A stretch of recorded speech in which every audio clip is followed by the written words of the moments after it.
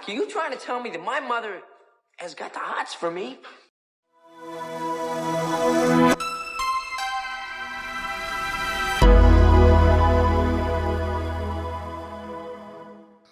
Welcome back, folks, to the VHS Vault. Here next to me is the great Jason Roy Gaston.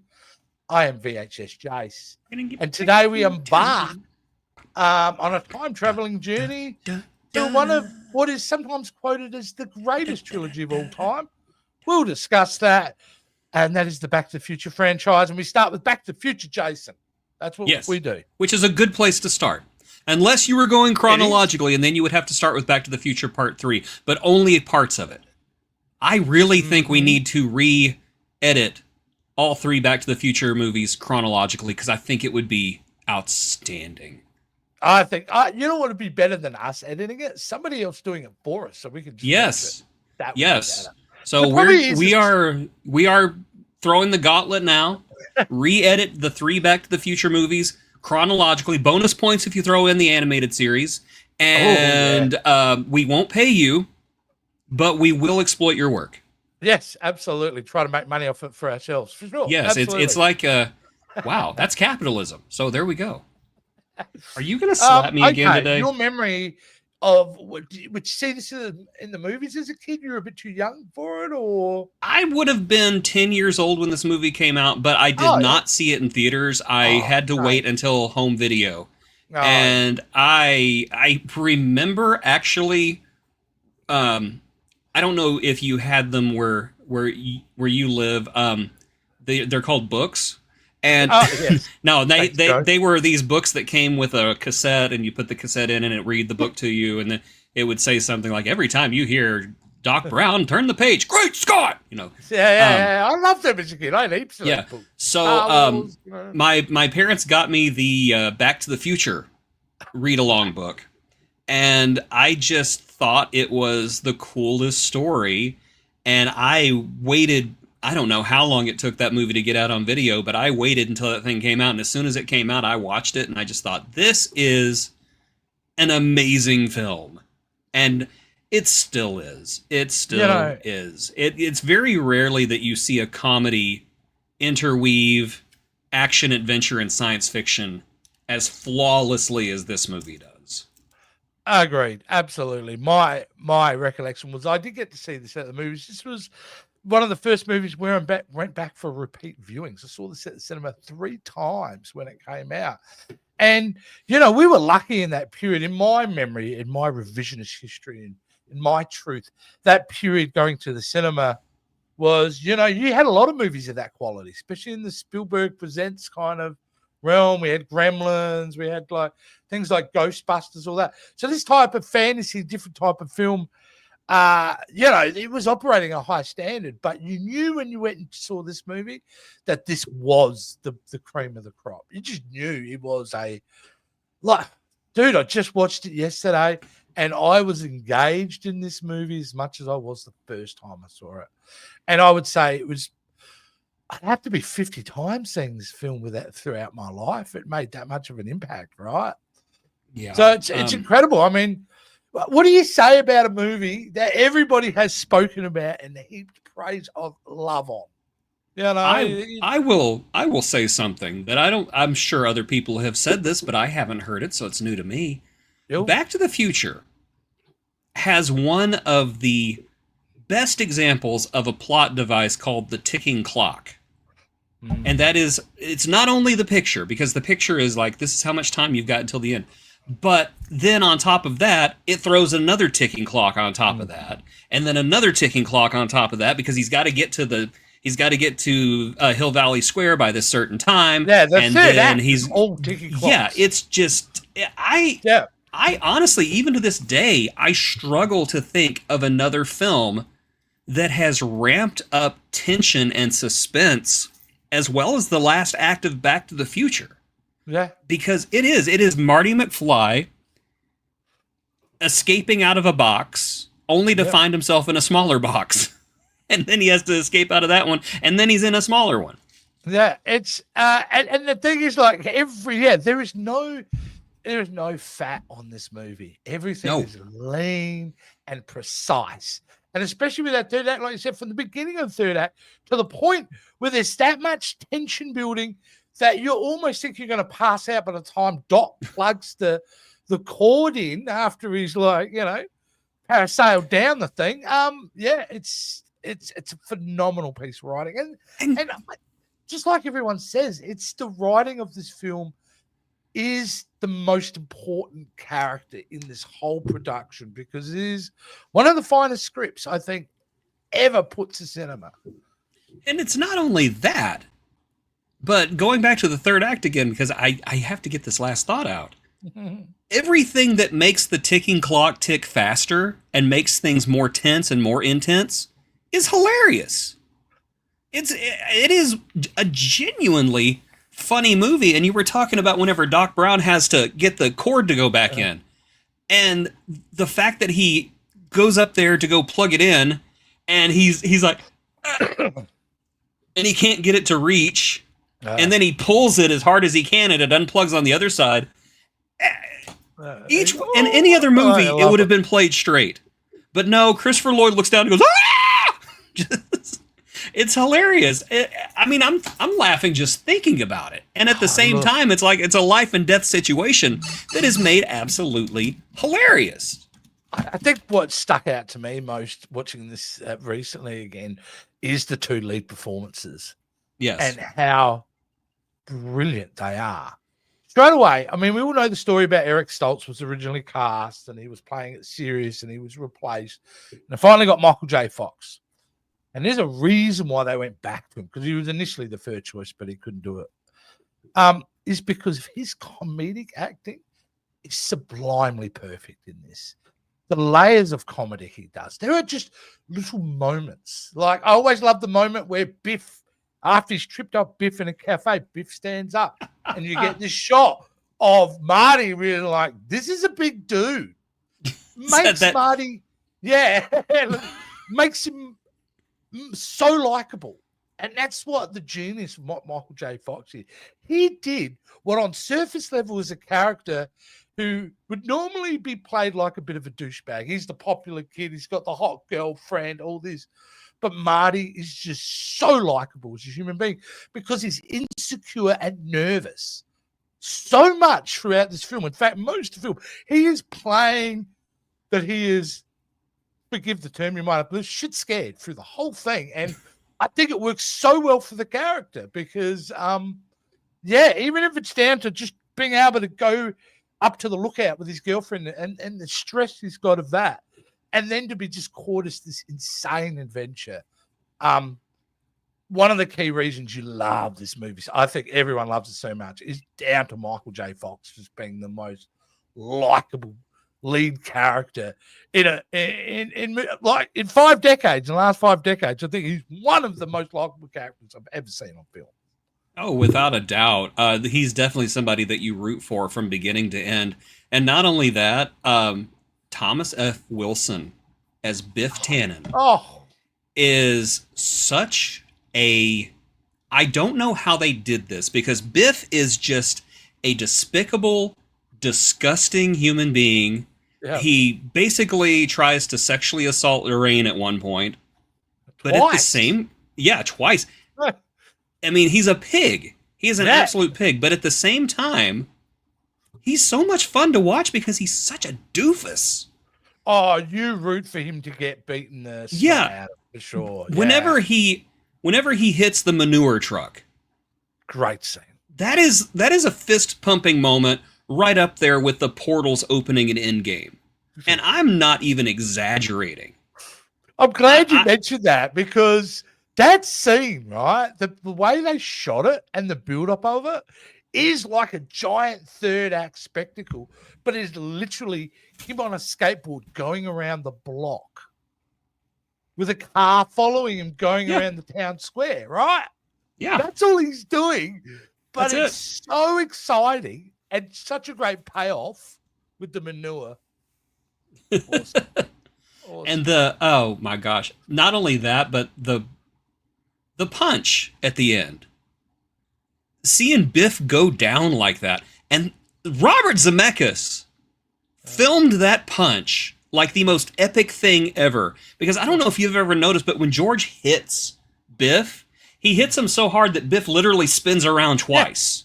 And the way that they cut the camera just makes it look so cool. And if they'd kept the camera static, it would have looked ridiculous. But something about the way Robert Zemeckis moves the camera between shot and shot just makes you go, "Ooh, that looks like that hurt." Yeah, absolutely. Next thing we got to talk about Doc, Christopher Lloyd, who does play very much a cartoon character personality, but seems to never cross the line of ridiculousness. It is perfect from the moment you first meet him in the at the Twin Pines Mall. The first time we really get to see him. I don't remember a Twin Pines Mall. Yeah, we'll talk about that. Twins for now. Hey, you ever asked yourself, you know, the moment where the back of the truck opens as Marty arrives and then he backs out into the door? And did you notice how tight a fit it was? Yeah, how did he get in the car? How did he get in the car? Had he been in there for hours? Like he climbed up the top, got him, maybe somehow squeezed him for the sunroof or something. Wait there for 3 hours. I think Marty will be here by now. Funny. You know what? You're not supposed to think about stuff like that. You're not, though. You're not supposed to think about it. I only just picked up on that. Like, I've seen the thing so many times.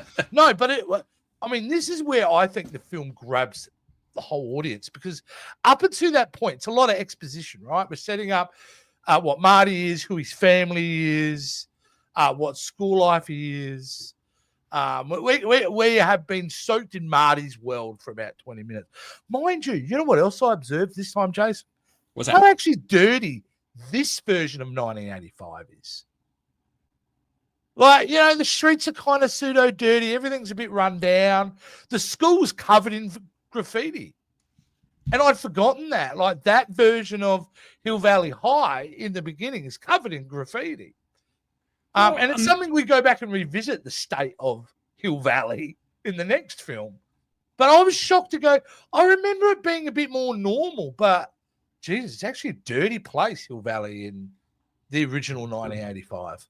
Well, in the United States, particularly in the 80s, there was an era of urban decay where you did see that in city centers. You know, New York City, for example, I did not have the privilege of going through New York City's Times Square in the 1980s, but I have seen archived footage. And I mean, both of us have been in New York City in Times Square. But in the 80s, it was basically nothing but porn shops and peep shows. I mean, it was like disgusting. Yeah. And it takes a lot to disgust me, but I'm seeing old videos and I'm just like, ew. But, you know, watch, for example, Friday the 13th, Part 8. Jason walking through Times Square. That was the real Times Square. That really was that nasty. Yeah. You know, we've kind of... America has got all kinds of problems right now. But at least we don't have the urban decay like we had in the 80s. No. We did improve on that. You know, maybe it would be nice if we didn't like trash where we live. I think what this film does really well is really capture the moment of the 80s too, because it is, you know, you're going to Twin Pine Mall like that. What more could you ask for in a way of representing the materialism, commercialism of that? Right outside the J.C. Penney. Yeah, so, you know, so you kind of the perfect environment. But, man, this is the scene where it grabs the audience because we get to see what the film is all about and the time machine.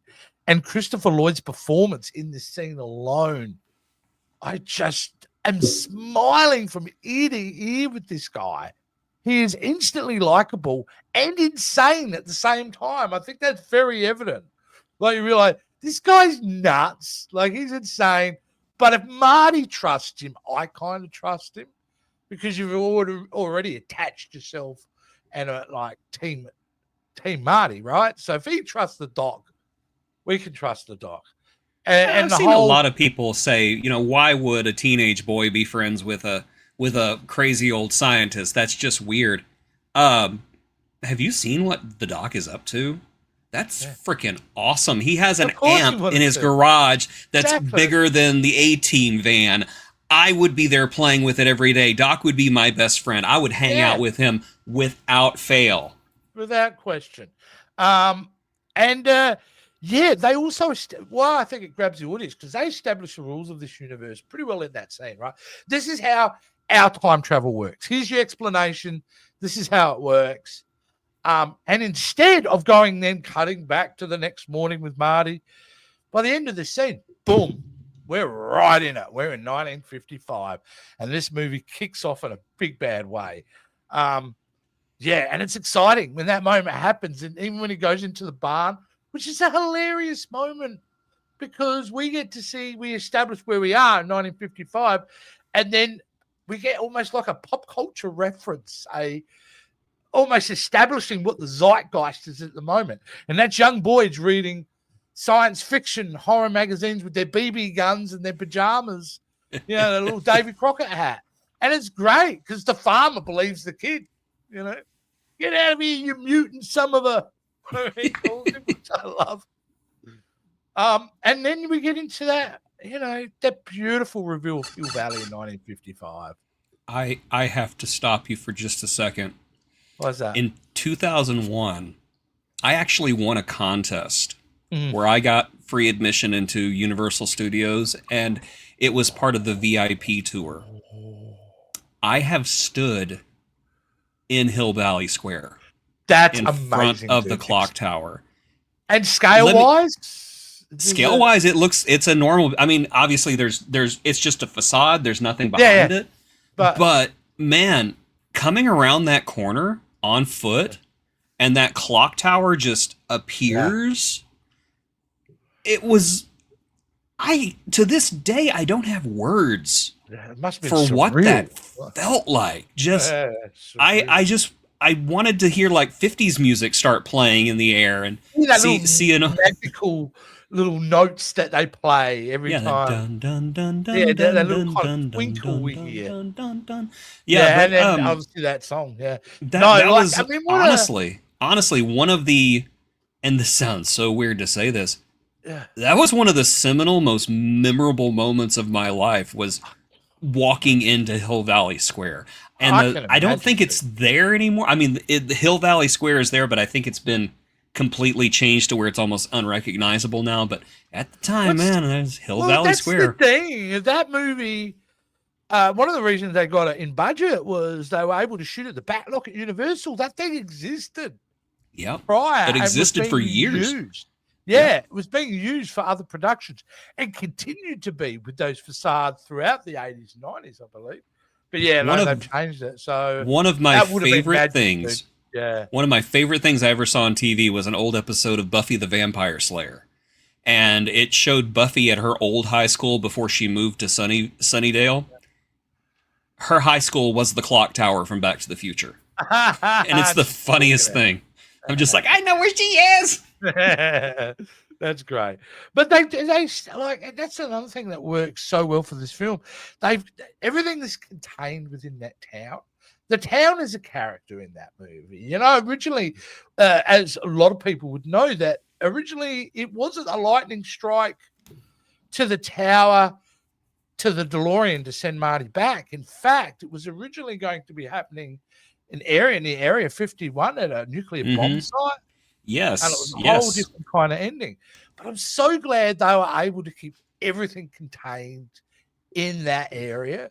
I think the film works so much better with the setup of Save the Clock Tower, to the clock tower working, to that being the center of town, and also the resolution of how Marty can get back to his own. I think it's another example of just really tight writing. Really cool. I honestly think that if they'd thrown in the Area 51 thing, or the bomb test, I can't remember what it was, but it would have been too much.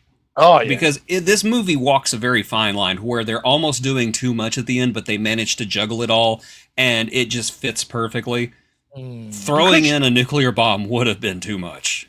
But the thing is, what the advantage you have when you're setting up that tense feel like upping the stakes in the town square and the high school is that we've already been to those locations. We're already established. We know, though, the familiarity of the environment. So that's a shortcut straight away. We're only going back to places that we already had been seeing in the movie. So, yeah, it allows you to do more. Like, rather than you have to go to Arizona, you have to set up, you have to have your establishing shots, you have to set up the rules of everything. And the dog didn't agree with that, I think. Was that the dog? No, she was, she didn't like what you said. Yeah, I agree with her. I don't like what I say either. I think she got smacked by a cat. Yeah, that's what it sounded like. She was assaulted. Oh, did you get smacked by a cat? She got smacked by a cat. Like, I didn't do anything, Dad. I didn't do nothing. That's the world you live in, buddy. Sorry. You know, it's a cat's world. You just have to survive. Yes, it's a cat's world. You just live in it. And you're not an ape. They're a human. Yeah. What were we talking about? I don't even remember. We're just talking about how wonderful this movie is. Just continue to talk about how wonderful this movie is with the DeLorean. One of the most beautifully designed, hilarious, and functional pieces of prop in a film that I've ever come across. I was gonna say I've sat in a DeLorean and it's not well. It is not well designed at all. No, but perfect for a time machine. Because it's stainless steel exterior, helps disperses. Oh, watch out. Yeah, that's when he says that. Remember in the opening, I figured if I was going to build a time machine, I might as well do it with some style. No, exactly. Do you know there really was no Einstein in the beginning? In the beginning, it was a chimp called Chimp. It was a what?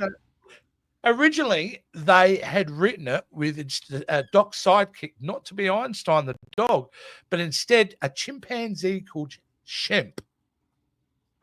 Yeah, I don't like that. I like that. Neither do I, because it's weird then. If you replace the Einstein with a monkey, all of a sudden I'm really super concerned that Chimp just going into the van and being left alone. But I felt like Einstein could look after himself. Like, putting the chimp in the experiment is problematic, but somehow the dog was like, this seems goofy. Let's see what happens. I think by that point we kind of bought into the absurdism. Thanks to Doc. I will tell you something. Whenever I did watch this movie, I remember I think I was talking to my dad because we watched it together, and I said, yeah, the movie was great. I said, I just think it's kind of stupid that Doc's dog lived from 1955 all the way up to 1985. I just think that was really dumb. And my dad just goes, it wasn't the same dog. No. I was like, oh. What you notice in his house in 1955, the doc has all those pictures of famous people throughout history. And I think Copernicus is one of them, as an early drawing of him.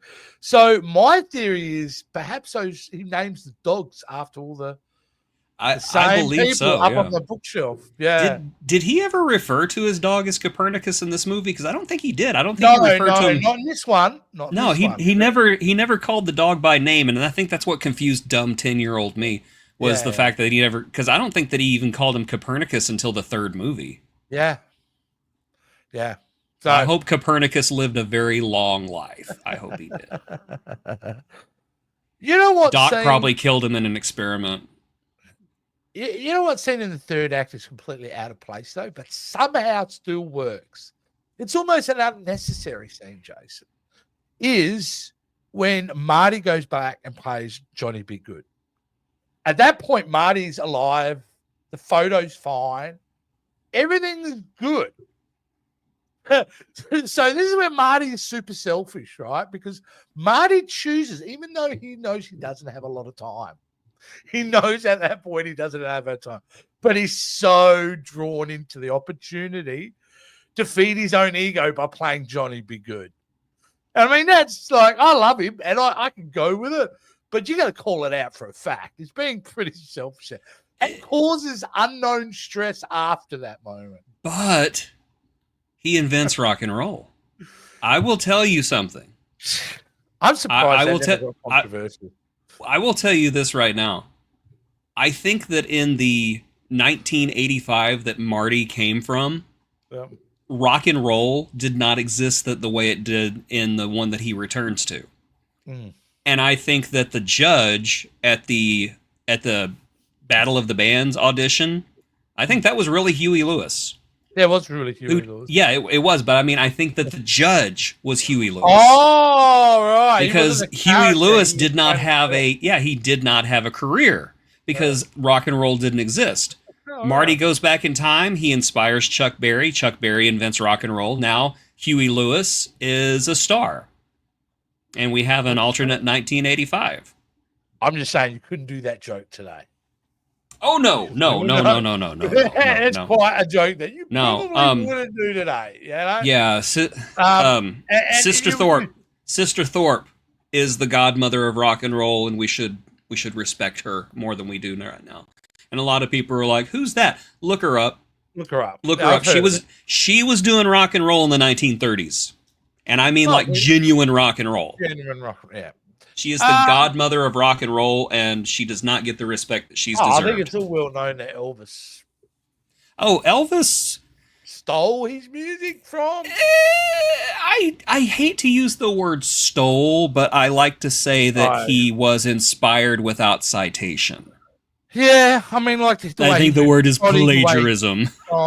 Yeah, like it's there you go. Anyway, did you see that Elvis movie? Did you see that terrible Elvis movie where they glossed over that by having Elvis come into that?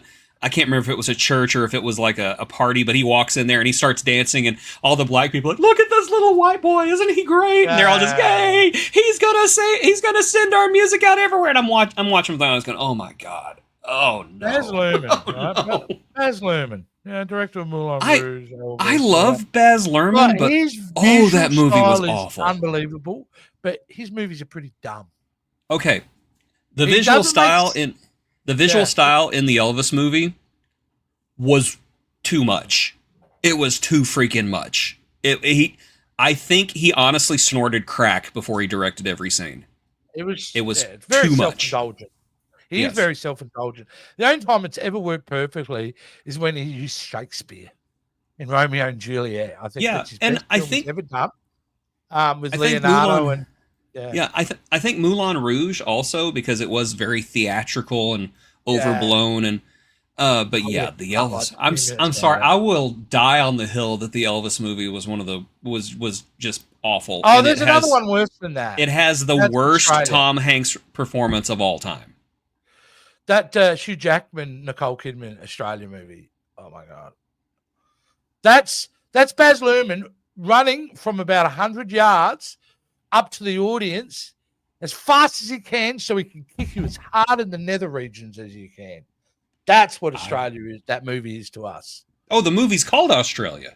Movie's called Australia. Oh, yeah, Hugh Jackman. I thought you couldn't remember the name of the movie. You're just that movie, that Australia movie. No. What Australia movie? Australia, which is the worst title either, as well, because it's like it's talking about a certain story in the outback. It isn't Australia, you know. This is why people like Joe, who I love to death, don't even realize that we were shocked that we had color TV. Hey, this guy's from Australia. Jace, do you know him? Are you friends with him? Like. Yeah, there you go. Hey, you know what? Everybody who hears that I'm from Texas, especially if they're from a different country, always ask me the same question. Do you live on a ranch? Yeah. I always tell them, yeah. I live on a ranch. We have five. We have 5 horses. We used to have 6, but one of them got killed by the engines. Unbelievable. Yeah. Anyway, it's fun. Back to universal joy, and this film is universally just. What about I also wanted to mention Crispin Glover and Leah Thompson as performances in this movie, because as much as we've been talking about how amazing Michael J. Fox is and Christopher Lloyd, but those two guys, without their performances, man, this movie doesn't work, right? You know, Leah Thompson lusting after her son. She makes that work in a really slightly uncomfortable way, but you're still okay with it, you know? And thankfully, she's saved by her reaction to kissing Marty. That was the moment you're like, oh, thank God. Okay. You know, when she goes, you know, George, like I'm so happy we had our first baby. You know what? How about we name him after this guy we knew in high school for a couple of weeks that, you know, I almost boinked on prom night before I went out with you? Sure, Lorraine, that sounds great. And, you know, what kind of like, she essentially falls in love with him because he commits an act of violence. I mean, she doesn't really know him. Like, you know, it's kind of like Nightingale syndrome thing, isn't it? Like, it kind of is, yeah. I mean, I could see how that would play out with George, because Lorraine strikes me as somebody who has this almost maternal need to take care of someone.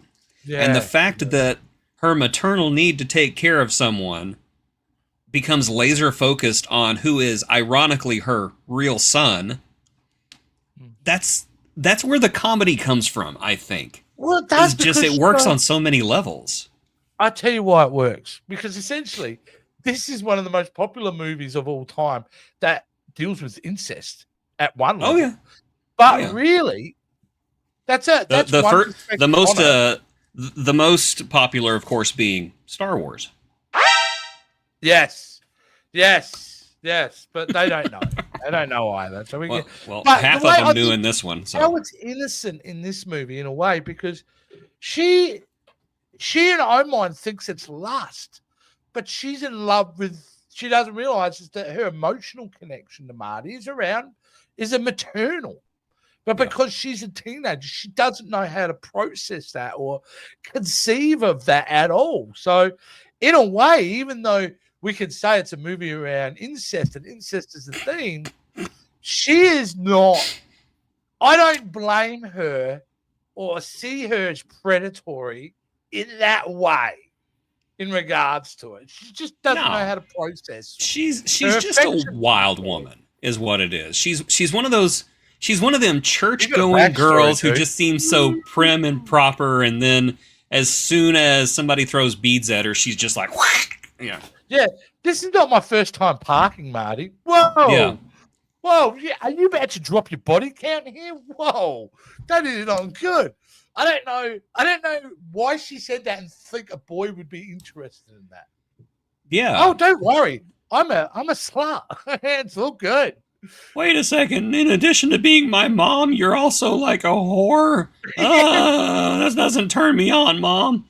Yeah, I don't know how he's not like really affected by that statement, because that would be like, oh my God.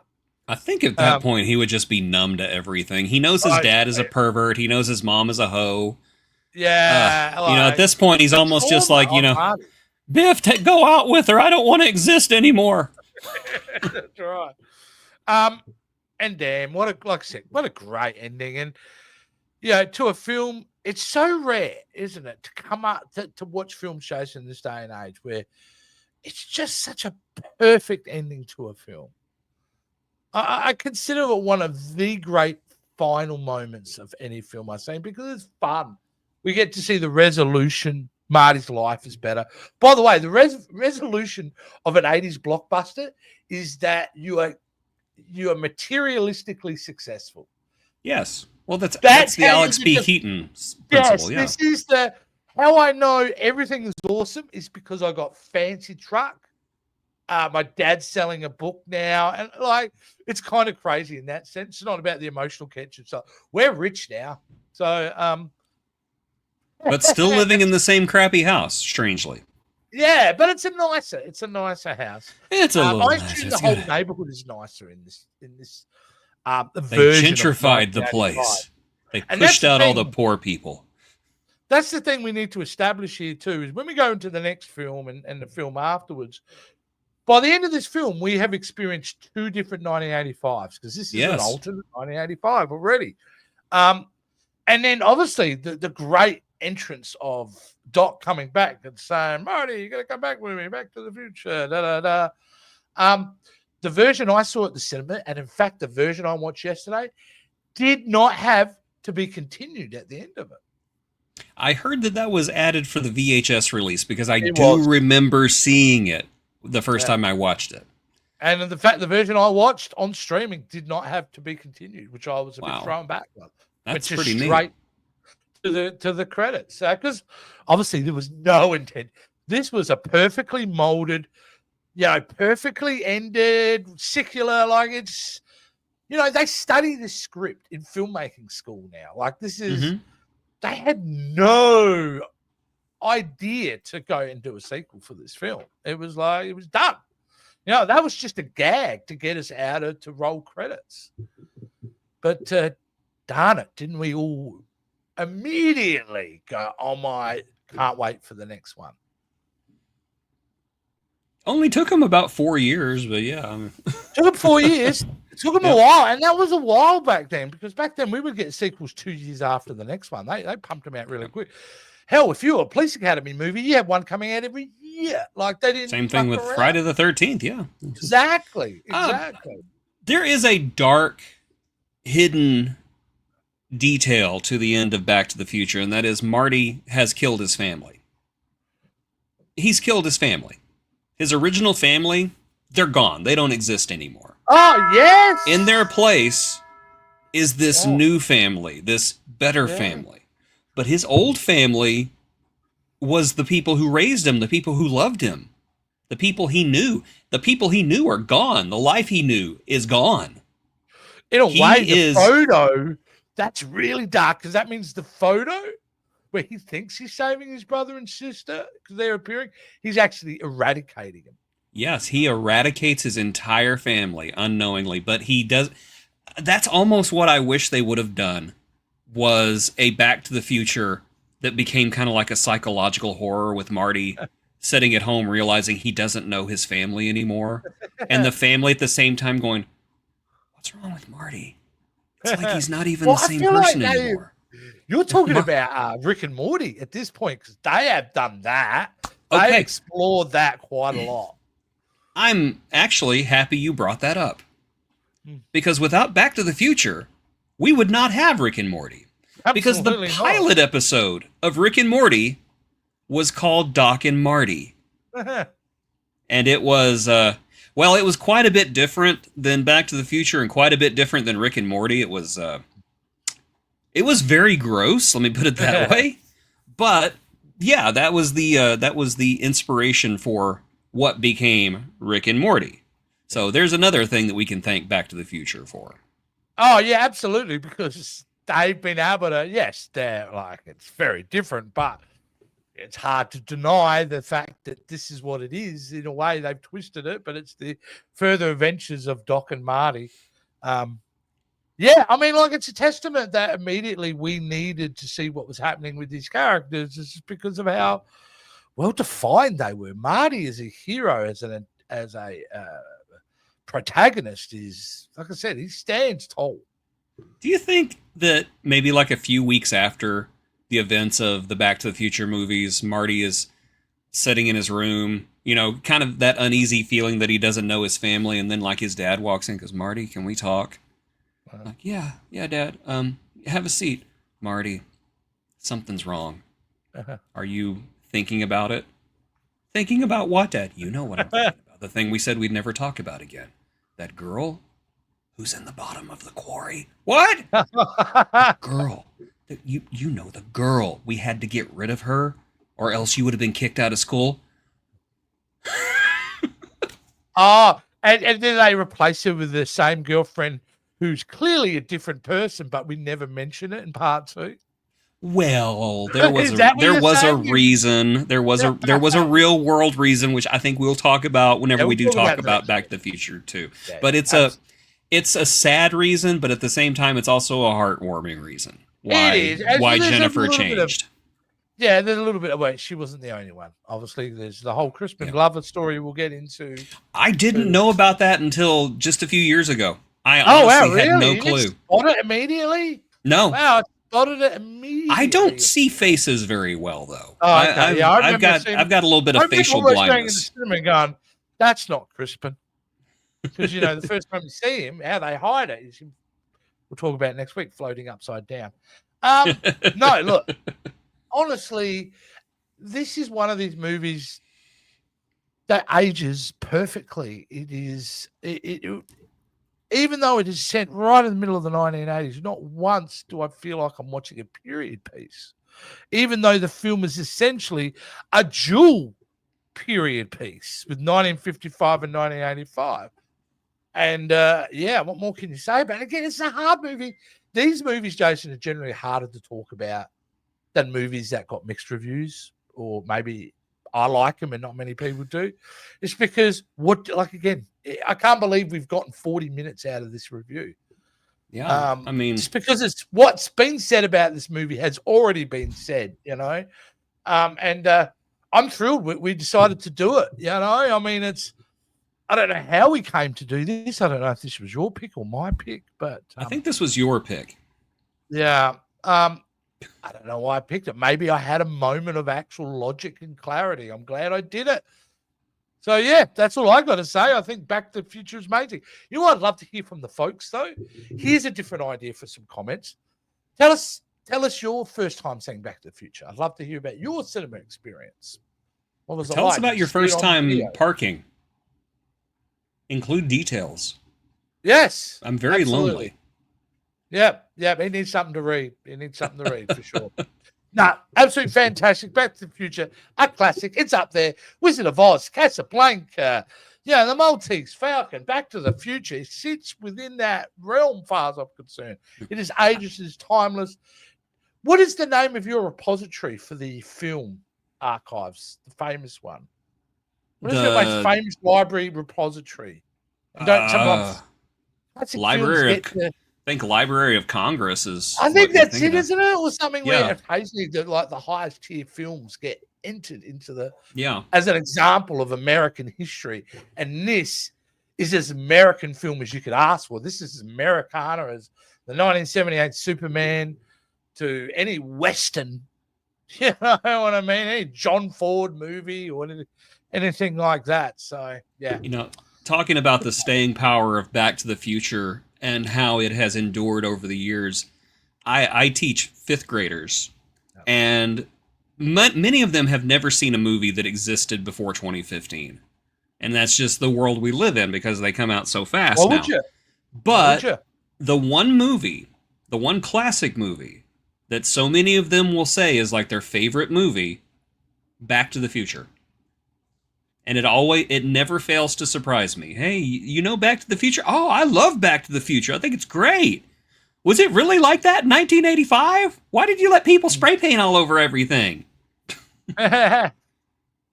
And you got to leave it a couple of years, I assume, before you show them the next one, because the next one's you really got to think about it. You have work to do when you're watching the second one, but we'll talk about that when it comes up. All right, Jace, before we get to part 2 of Back to the Future franchise, where we at? Okay, where we at? What we doing, man? You have thrown a conundrum wrapped in a mystery and topped with a cheesy layer of WTFery in the form of a movie called Megaforce, a movie that up until a couple of months ago, I had never even heard of. I still haven't seen it. This will be my first time. I am about to be deflowered by Megaforce. Apparently, according to you, it's crazy, cuckoo, nutty, and I personally can't wait. Barry Bostwick in Lycra on a flying motorcycle. What more do you Sold. You had me at flying motorcycle. Sold. And of course, after that, we are going to be going into the far future year of 10 years ago with Back to the Future Part 2. And then, going to announce it right now, we're doing another animated movie. We're doing the movie that almost killed Disney. A lot of people don't like it. A lot of people do. It's quite divisive. And we're going to talk about it. For the next live action. Yes. Yes. We're going to be talking about The Black Cauldron, our very first Disney movie, and I can't wait. Oh boy! This movie almost broke us. I still have PTSD from watching this damn thing. I've seen it uncut. I had to have therapy. I love that our first Disney movie, if you're right, It's the darkest one. I love that. It is the darkest one. Although I will say that I think it was highly inappropriate in Big Hero 6 that just a week after his brother is literally killed in an explosion and fire, Hero's aunt offers to make him a plate of chicken wings hot enough to melt his face off. Yeah. That was probably a poor choice of words. Yeah, that was probably a poor choice. And that's why we haven't had a Big Hero 6 too. Yeah. No, I love the little shorts they've got on Disney Plus with the robe with Bayou. Oh, the Baymax shorts are Baymax awesome. Shorts are delightful. I'm sorry. Great. My favorite, and I'm not saying this, it's progressive or whatever. No, I just honestly thought it was good. Was the menstruation episode where the little girl has her period and Baymax has to come help her? I just thought, this is so funny because it has captured the awkwardness of everything. And then at the end, it's basically the fact that he walks in and he's got literally everything because he doesn't know what to give her. Yeah. Okay. I don't want to get too personal. I want to tell which one it is, but the first time one of my girls had that happen, single dad. Yeah, you had to deal with that, didn't you? I was like, what do I do? I don't know. What do I go get? I don't know. I did. I came back with like a sack full of everything. Wow. Yeah. Like, I don't know. Use one of these. I don't know what this is. Thankfully. Why is there a plunger in here? I don't know. There you go. Brilliant. All right. On that note, we're getting out of here on the VHS Vault. Jason, please let the folks know how they can get involved in hearing more personal stories from your life, like you just said. Well, the first thing you need to do is insert the plutonium and then take your vehicle up to 88 miles an hour and then click the video description below where you will find a link to our Patreon. Go there and give us $5 a month, or you can give us $5 in 1955 money, which would be $50 a month today. We would love you forever if you do that. Yes, just like we love our big spenders right now. That's what we call the top tier, or big spenders, because they're big spender. Spend a little time with me. Hey, you know what? I'm cheap. I'll do it. Beyond that, you can also become a YouTube channel member and get this delightful content early. Mm-hmm. Like you've gone back to the past to get it. Great. I should end the podcast about now because you kind of did a good closing bit and I just came in. Boy, you screwed